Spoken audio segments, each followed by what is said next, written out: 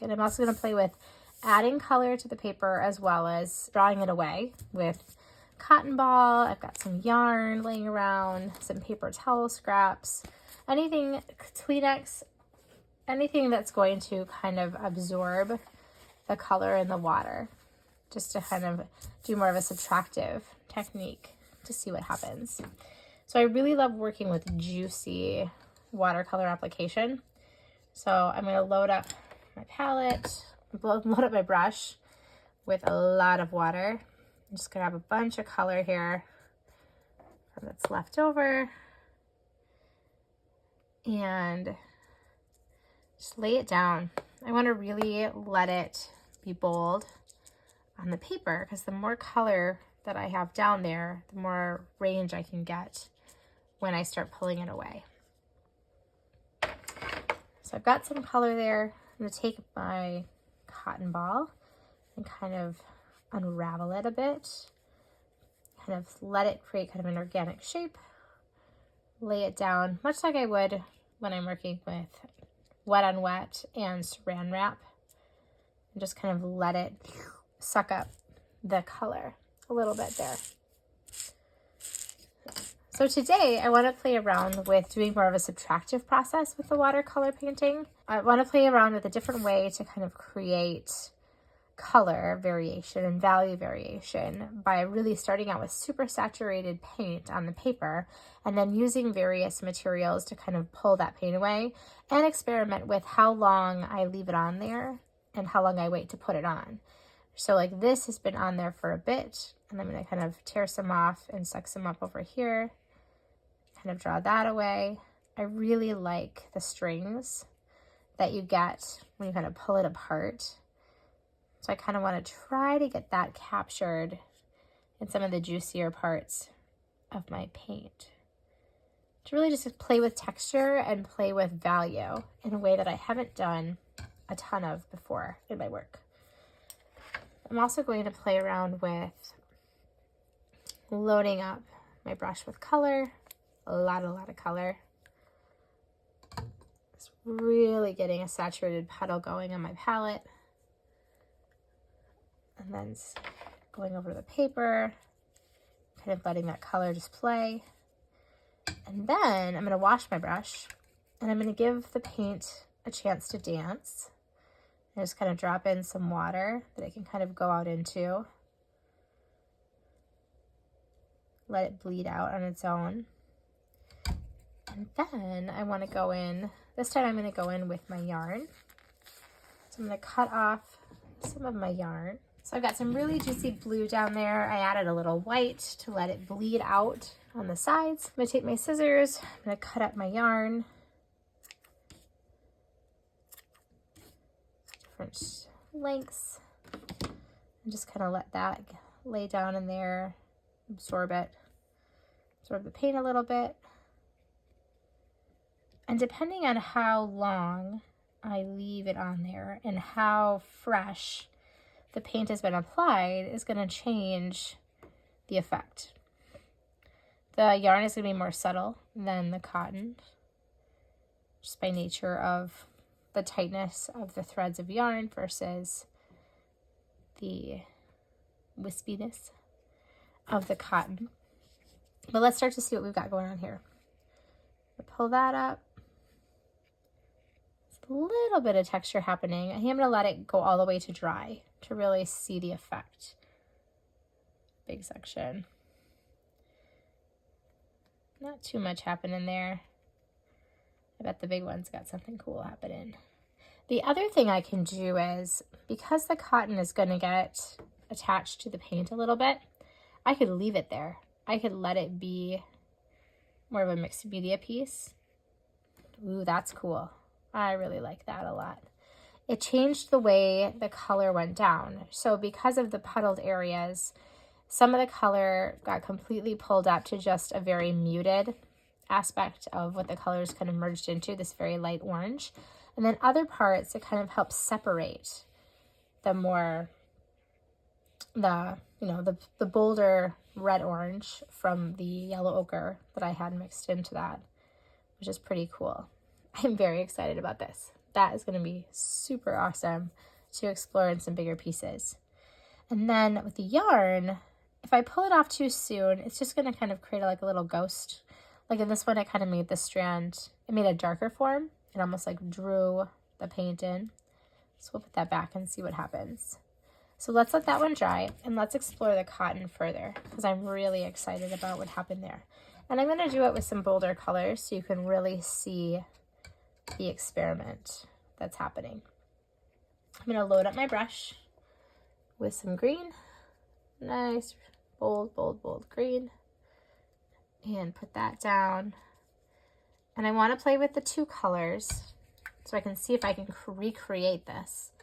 Because that's the thing, right? We experiment with different techniques and applications. And then the question becomes, can we do it again in our artwork?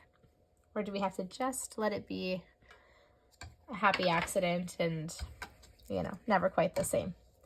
So I'm going to rinse off my brush and set that over there. I've got a new cotton ball here that I'm going to tear apart so I can get variations of cotton thickness. And then we're going to set that down into the paint.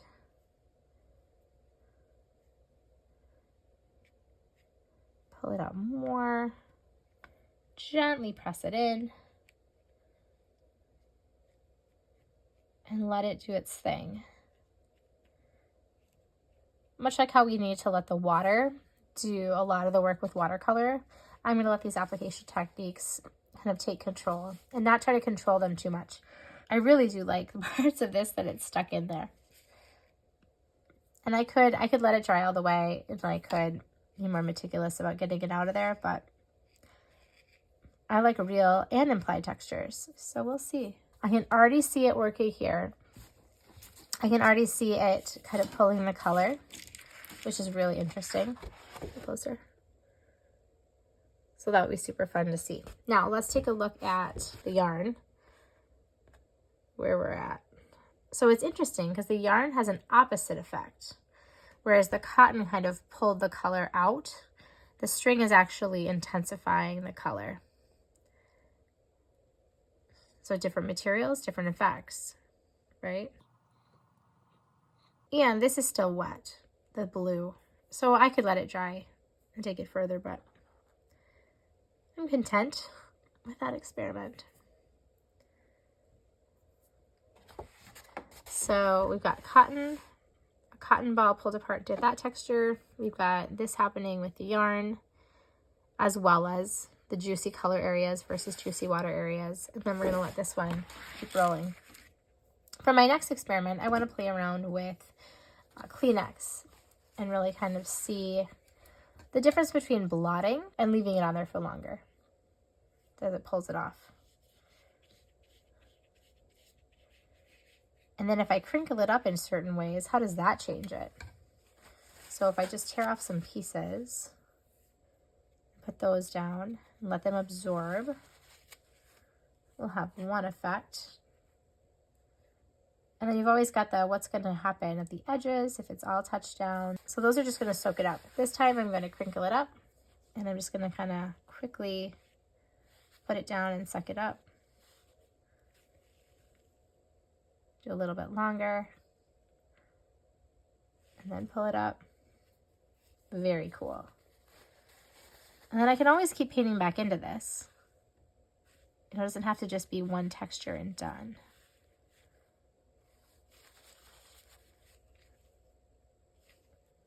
But it kind of creates, it gives you more range in your values, which I really like.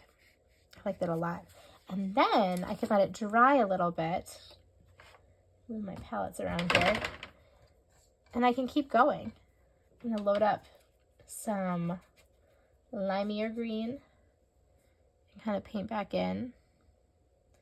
And because I've absorbed so much moisture where the cotton was laid down, I have an edge I can work with that I wouldn't have had before because it would have all just bled together. So that's super cool. The other question that I'm now posing is what happens? So I have an absorbent piece of kleenex. I have put down, it's sucking up the paint. But what happens when you bleed through it from the other side? How does that cause the paint to merge? And how cool might that be? I'm also going to try going along the edges, kind of mirroring what I was doing in the area where I absorbed it, but doing it where the Kleenex is still in place. And then what happens? Like, how does it bleed under the edge of the Kleenex? Because that could be super cool. And then you can just keep going. It's all an experiment, right? So stick with my little analogous color family here. What happens if I kind of splatter down into that? Because then I'm going to have the bleeding splatters where the paint is still wet. I'm going to have the harder dots where the paint is dry. Ooh, and then, so excited. So we have the bleeding yellows where the paint was still wet. And we have the harder dots where the paint was drier because I absorbed it. But the other thing the cotton is doing up here is it's working as a mask, right? Because if I put down some tape or put some paper over it, so I could take a piece of paper and I could load up my brush with some color and I could use the paper as a mask and kind of tap. It's easier if you set it down. But I have stuff on this side. I don't want to get paint on the other side because I used that. Let me get a new sheet paper. Here we go. Let's do this. Put that down and let that paper towel kind of mask it. So that works as a mask, right? If I only want splatters in one section. Or this, the cotton ball is going to keep most materials from getting, most moisture from getting down through it. So if I load up my brush, here, let's use some purple. Stay in the cool color family. What kind of splatter? Some purple down. Grab the wrong brush for this. That's okay. Doesn't want to do it. There it goes. That's where I should have gotten out my toothbrush to get a fine splatter. And then the only parts that the paint's going to go are the parts that are not covered by the cotton ball. And splatter down in here too for fun. And also tap it on the table for a more extreme thing.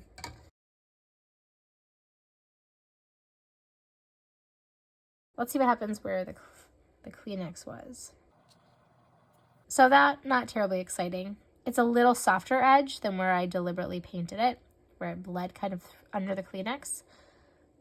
It's really interesting that where the Kleenex stayed down the longest is darker than where I pushed it down and used pressure and then took it off.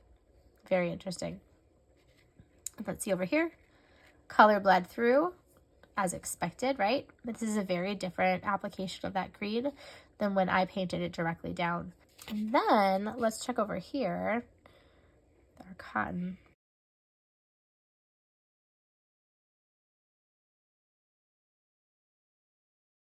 So there, we've got some pretty cool texture stuff happening there too. So a bunch of different ways to take texture further and really just experiment and play and make a nice mess on your art table. But that's okay. Watercolor is pretty easy to clean up.